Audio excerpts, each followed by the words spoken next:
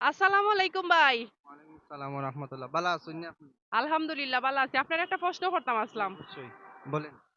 প্রশ্নটা হইলো কোন খেলোয়াড়র প্রথম অক্ষর নামর বাদ দিলেইলে একটা দেশের নাম হয়?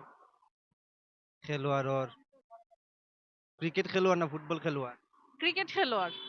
ক্রিকেট খেলোয়াড়। ক্রিকেট খেলোয়াড়। একটা দেশের নাম হয়। তাদের প্রথম অক্ষর বাদ দিলেইলে একটা দেশের নাম হয়।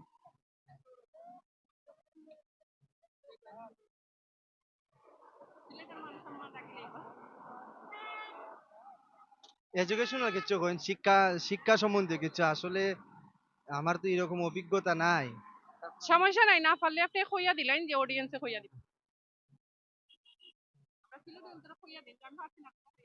এই মুহূর্তে আসলে আমার মনে হইতেছে না, তবে যারা পারে অবশ্যই তারা জানাইবো। আর আমার সাধারণত জানা নাই। আচ্ছা তাই পারছুন না, যদি কেউ জানেন আমরা সিলেটে কমেন্টের মাধ্যমে উত্তরটা দিয়া দিবা। ওকে, আল্লাহ হাফেজ।